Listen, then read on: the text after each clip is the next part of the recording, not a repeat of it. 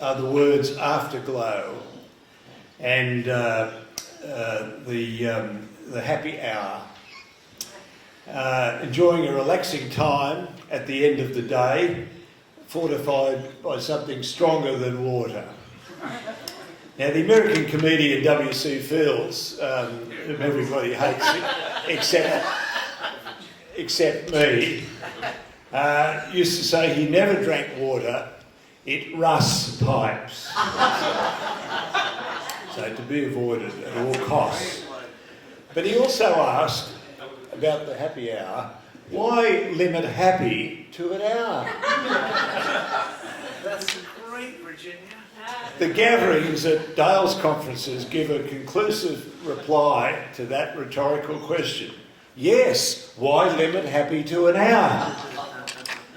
Well, tonight Dale will talk about the Chesterton movement worldwide, in America of course, but also in various countries, some unexpectedly, we'd have to say, and Dale will have some interesting things to say about that, I think. Countries that you wouldn't have expected might have taken to Chesterton. Now, Chesterton is a global figure, and his reach in our time is unmistakably global. And he was global to match the size of his influence as well, so very appropriate conjunction. Dale, I think, has always had a global outlook, and he has been genuinely interested, God bless him, in Chesterton societies outside of America, including our own Australian Chesterton Society. To think not only he has to come so far away and such a distance, risk the very remote possibility that he would be separated from his luggage for any length of time, and then to spend such be such delightful company and make such a significant impact on the different gatherings that he's addressed, including of course today's conference. So we can be very grateful to Dale, and it's my great delight to welcome him again to the lectern to speak to us tonight.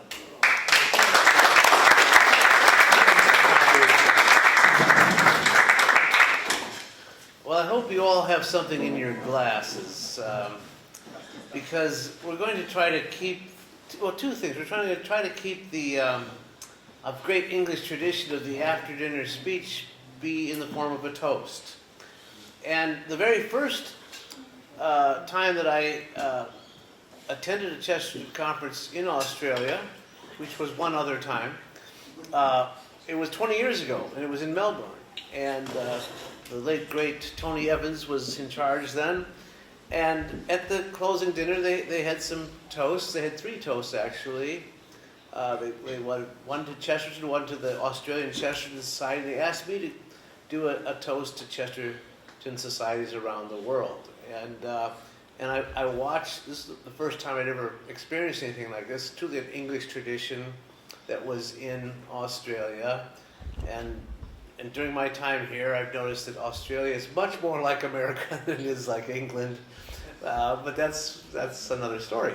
But I enjoyed the repetition of that tradition. And I realized that the after-dinner toast was a speech, is what it was. And there's a certain format to it, and that it has to have some humor in it, which of course I'm not able to do, but and then it has to have some point to it, which I also won't be able to do. And then you actually make the toast. And then in the English tradition, someone else will get up and second the toast. So that's going to be Carl's job, is after I'm done making my toast, Carl will get up and second the toast. And if he starts talking too much, well, we could just start clicking our glasses, and start accepting the second toast right there. Which reminds me of something that W.C. Fields said once. Walked into the bar, said, "Bartender, was I in here last night? And did I spend a $20 bill?"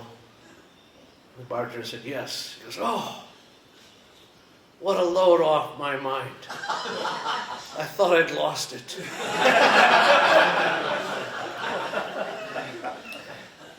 So I did hear a new nun joke while I was here in Australia.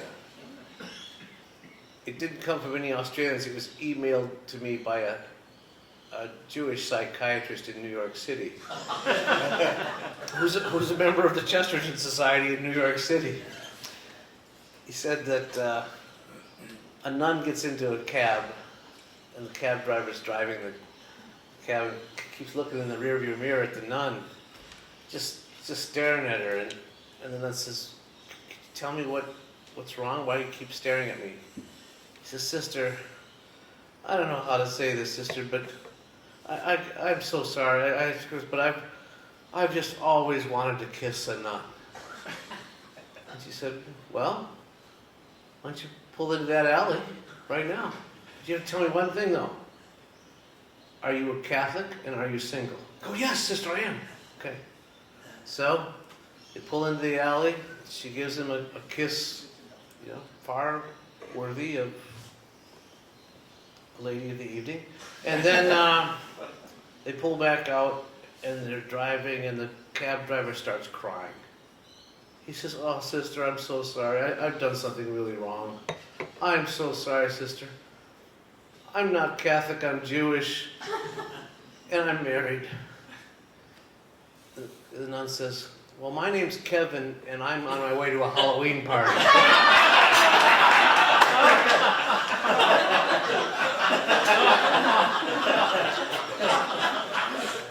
That's really bad, huh? Okay, so I'm going to tell you a much better nun joke than that. Only a Jewish psychiatrist could say that. Yeah, I know. The Jewish psychiatrist could get away with it, but I can repeat it because a Jewish psychiatrist told it to me. Right. So, this nun who does home visitations to homebound patients is driving around making her stops. And she's noticing that, well, she notices that her car has run out of gas, and so she's stranded there. And so she walks a couple of blocks to a gas station. Do they call them gas stations here in petrol? No. All right. So everybody knows it. If someone needs to translate, please stand up and do so.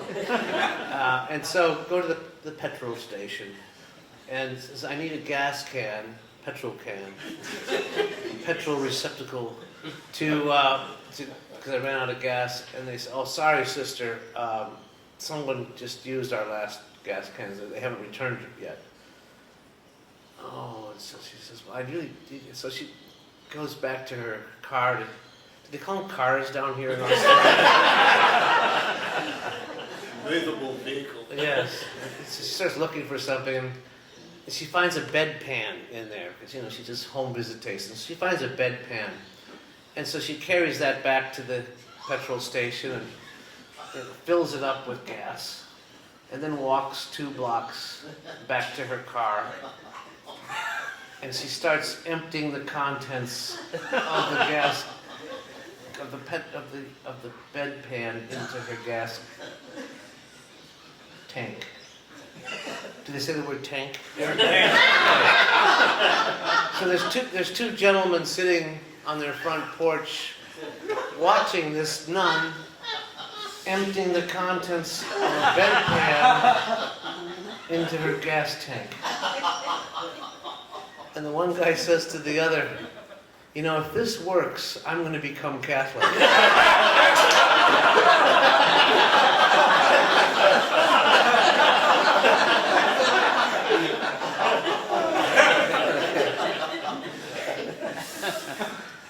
So, I started attending a very small local, as in regional Chesterton Society meeting back in 1990 in Milwaukee, Wisconsin. Wisconsin is the state next to Minnesota, and they had what was called the Midwest Chesterton Society. And the late, great Frank Petta ran the event, and it had fewer people than are attending here right now. Probably about, at the most, 20 people.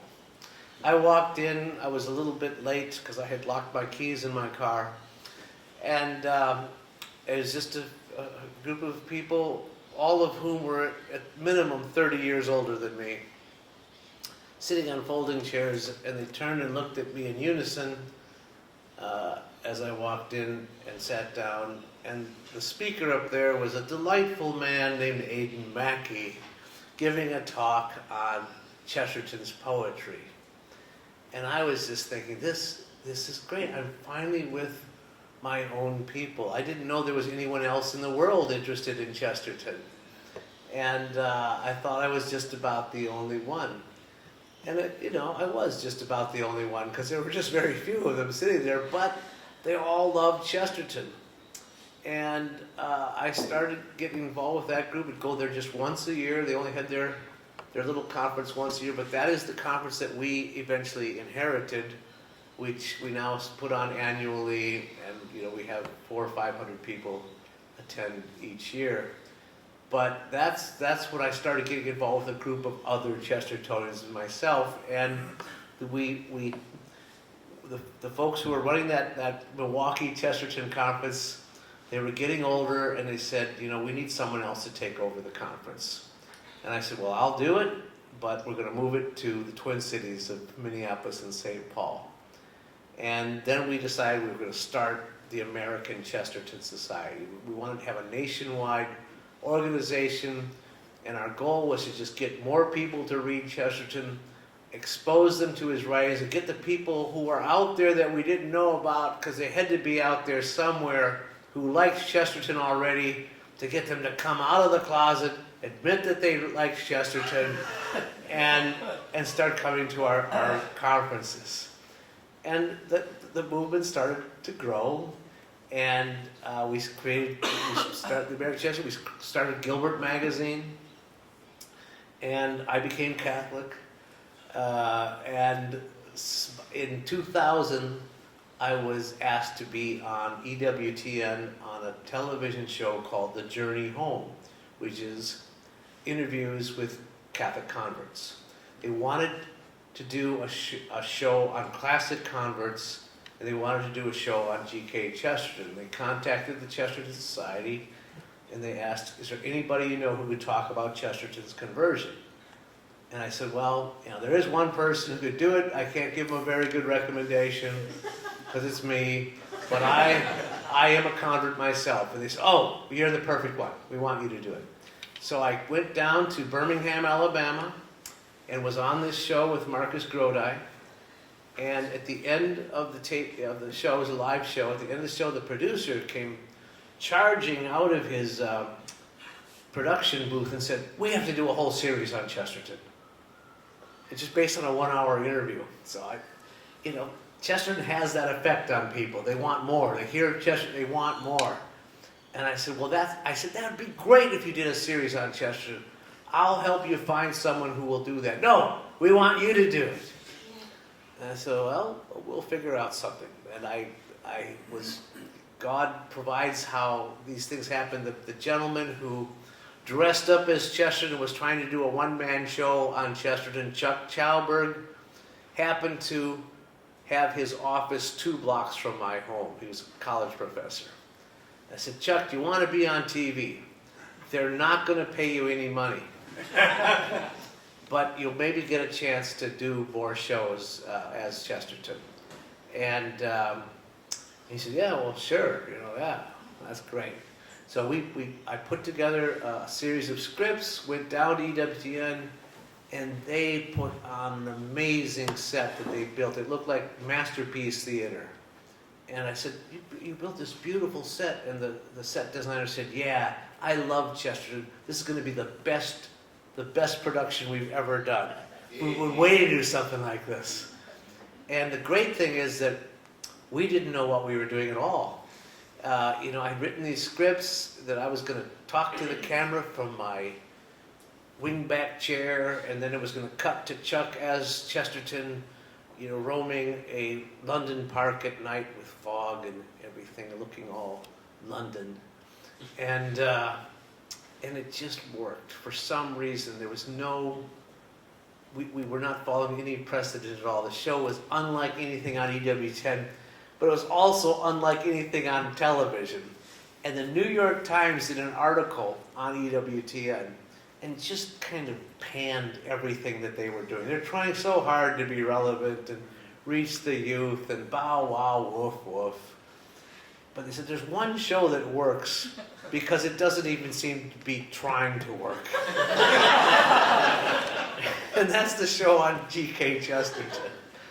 And so it became quite popular, and that show just had an enormous reach. I mean, millions of people watched that show who never had heard of Chesterton. And this is when cable TV was it, because there was not computers yet. Well, there were computers, but they were all gas-powered.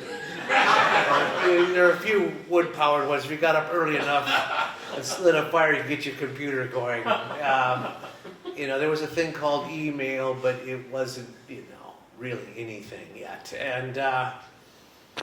And so people watched TV on cable TV. And when a gentleman watches cable TV, he watches it with the remote control. Something that used to drive his wife nuts. Because, if something doesn't hold their attention for 30 seconds, they click it to the next channel. And the wife might be watching something she might even be interested in. Why did you change the channel? She said, I wasn't interested. And so people would stumble on our show because of their spastic thumbs. They'd start, what is this?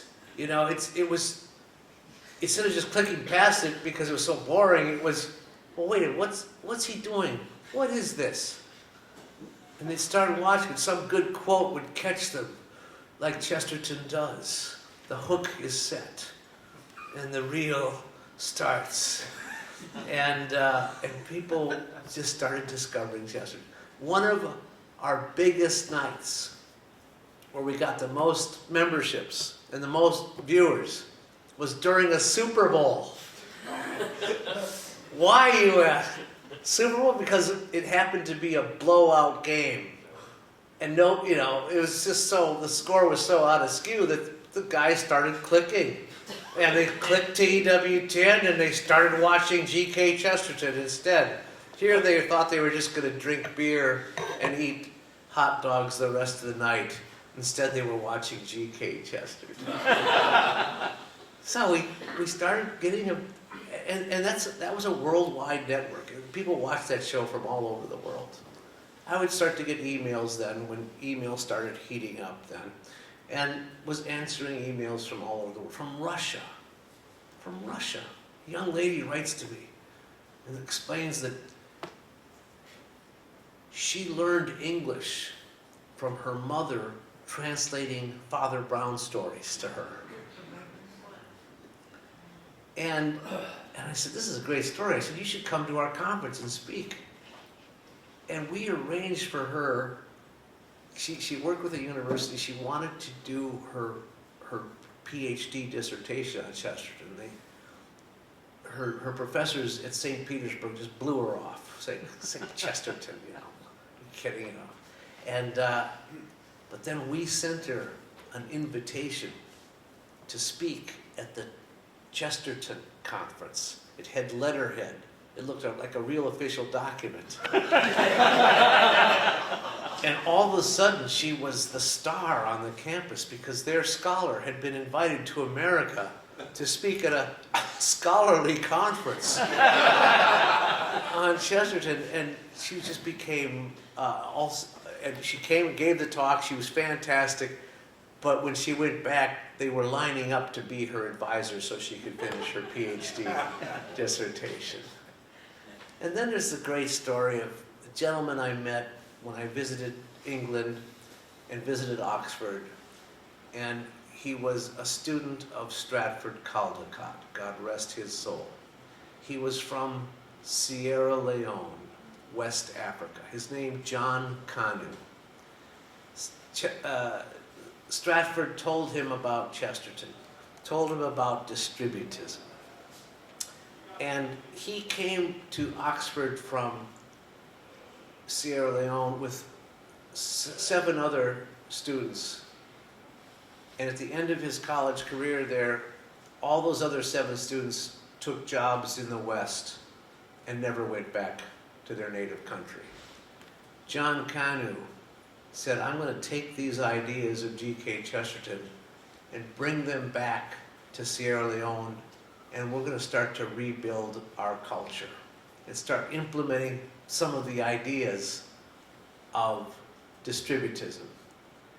And he went back, started teaching his local villagers how they could start their own business, how they could grow their own food, how they could become self-sufficient. He created the Sierra Leone Chesterton Center. And eventually, when we started the Chesterton Academies, he created a Chesterton Academy in Sierra Leone. Of all the places that Chesterton's influence could reach, it reached a West African country. And they're building up. They have this beautiful school now, and they have over 200 students there, and they're learning not only the faith, but how to take care of themselves and not depend on anybody. It's absolutely incredible. Then, I was invited a couple of years ago to Croatia. And there was a gentleman who was Croatian here tonight. I don't think he could stay tonight, but he was telling me how much he appreciated what we're doing. But there's this love for G.K. Chesterton in Croatia. And they had a conference that they put on. I spoke at it. And while I was there, I went to Mass at the cathedral in Zagreb. The Archbishop did the Mass. They sang, O God of earth and altar, Chesterton's hymn, in Croatian at the Mass at the cathedral, and the Archbishop gave this amazing homily on why G.K. Chesterton should be a saint. And everyone read the prayer for Chesterton's intercession in Croatia, in Zagreb. And then the local Chesterton Society took me out to the country. We had a cookout, and drank the local wine, and sang songs. And I finally said to them, I said, Chesterton had no connection whatsoever with Croatia. What is it that has struck you that you have such this devotion to him?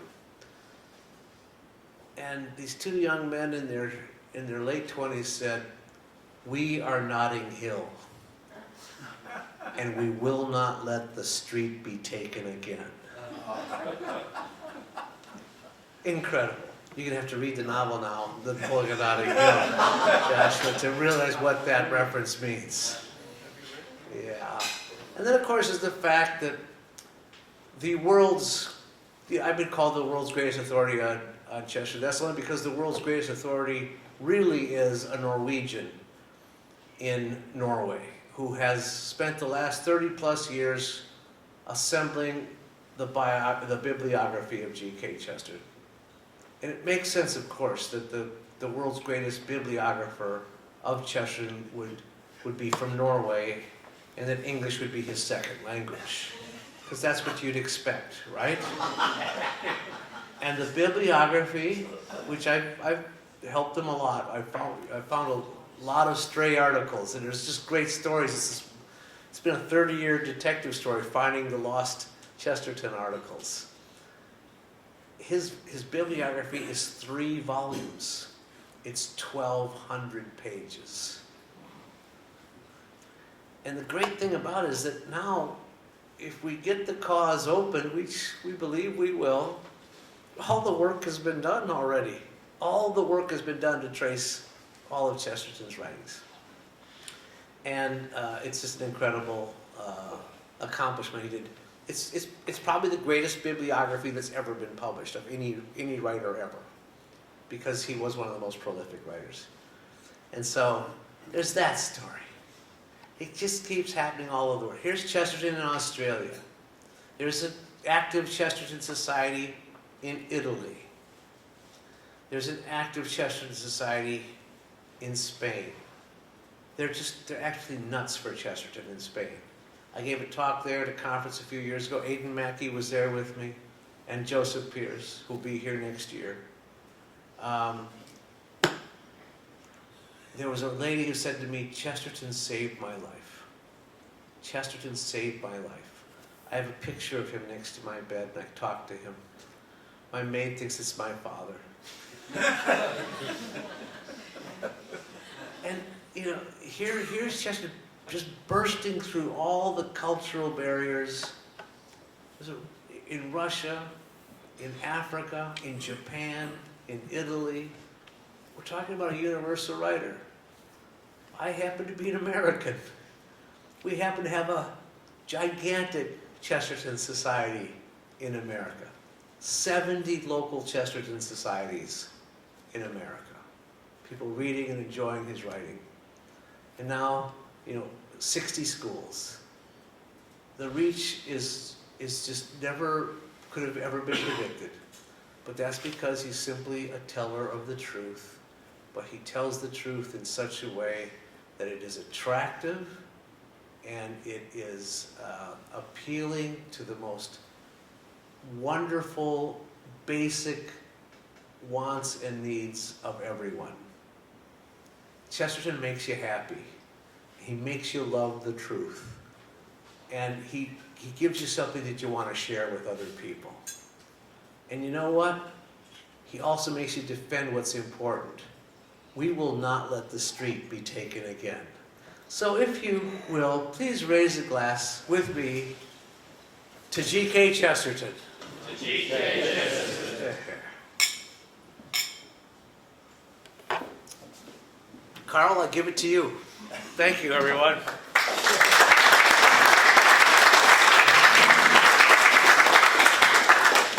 Well, I warm-heartedly as well as strong-mindedly endorse that. I think it's, yes. There's two toasts. Of course, this is like a library conference. But it's fascinating just to hear all of those stories around the world Dale's had so much to do with in various ways, benefited from but also influenced. I think perhaps if we were also having more than one toast, Milwaukee might figure in it.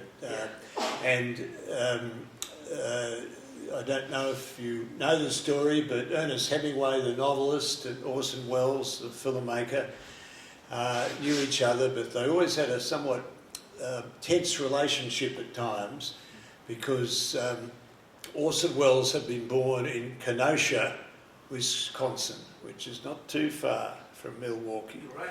And so usually in some public gathering, Hemingway would try to embarrass his friend by saying, "Tell me, Oscar, whereabouts were you born?"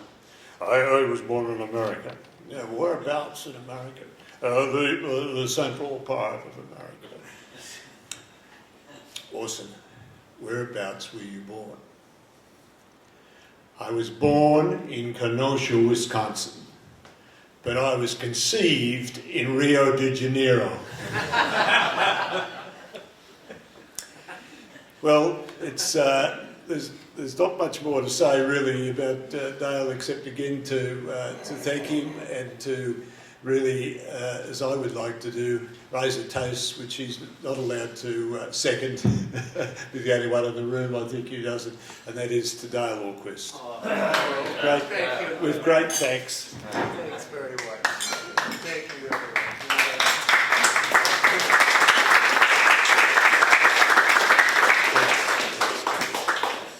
And we do have some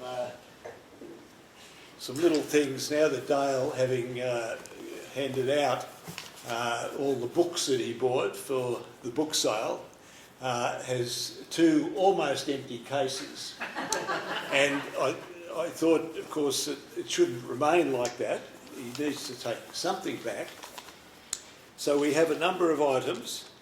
The first one is of Campion College, and it's if I could pull it out, it's an item of clothing. I was at first reluctant to give this to him because I was worried about the extra weight, but it is not now a worry at all. So we have that item, anyhow, of Look at that. That's great. Campion College. Oh, goody. Good. The second item is something, of course, that Dale has savoured here with tremendous pleasure, and now, you know, he's into the class of addiction, I'm afraid, and that is a very large jar of Vegemite.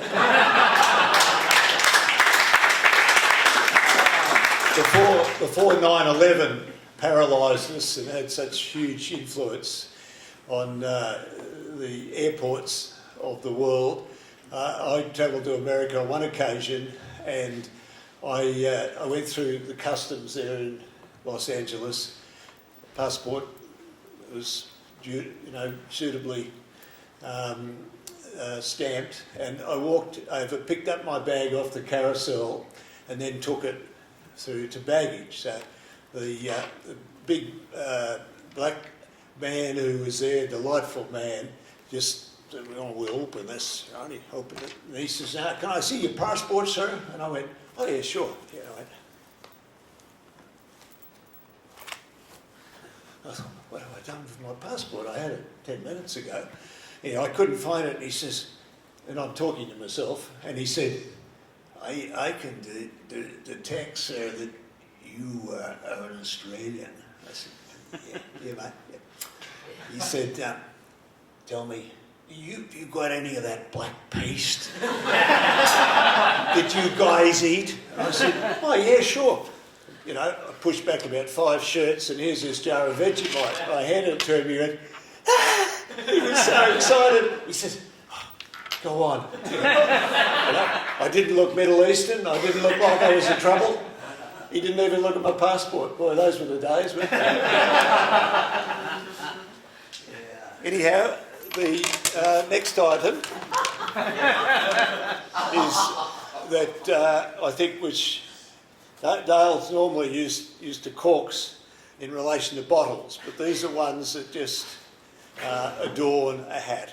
And I think it's most important that he gets a chance to wear that, and we'll photograph him, because if he uses the photograph in the pages of Gilbert, people might get a hint that he enjoyed his visit down under.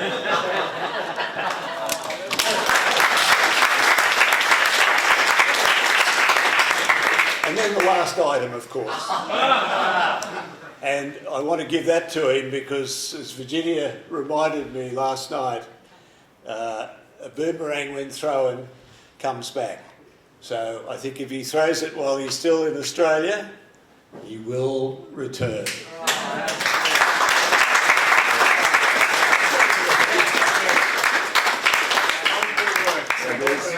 That's the memorable Vegemite. Yeah, that's great. Yeah.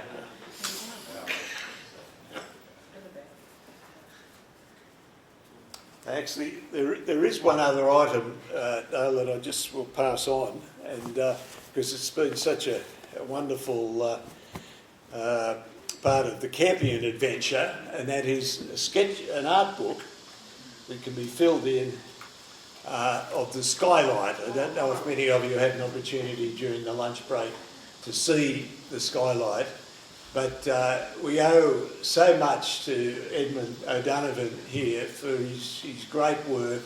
He's, for a man who's an engineer, as he told us today, he's got a tremendous artistic imagination, I think. And the skylight has been admired by so many different people, including people that are fairly hardened to those sorts of things, and they sort of walk in and go, oh,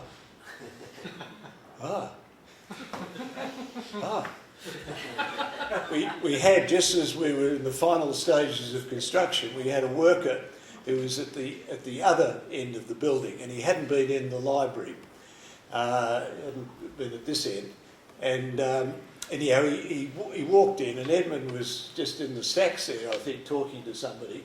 And this bloke walked in, and he didn't know what to expect. And he just suddenly saw the skylight and all of our Lord, Our Lady, the Campion crest, the whole idea being that the great inspiration starts with Jesus Christ, Our Lady's seat of wisdom as the mediatrix, and the Campion crest representing the college that is the recipient of that great inspiration. And then on either side, 5 saints in each case who have been doctors of the church, contributed to the Catholic intellectual tradition over all the centuries. And the first one, St John the Evangelist, and the most recent, St John Paul II. But anyhow, he walked in, and he didn't know what he was looking for particularly, and he just, he suddenly caught sight of this, what, he goes,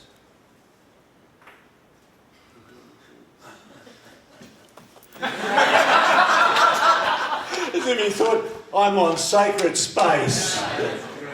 Anyhow, thank you again, ladies and gentlemen. We're very delighted to be with you today. I hope you enjoyed the gathering, and that you can take home good memories, particularly of our special guest, Ahlquist.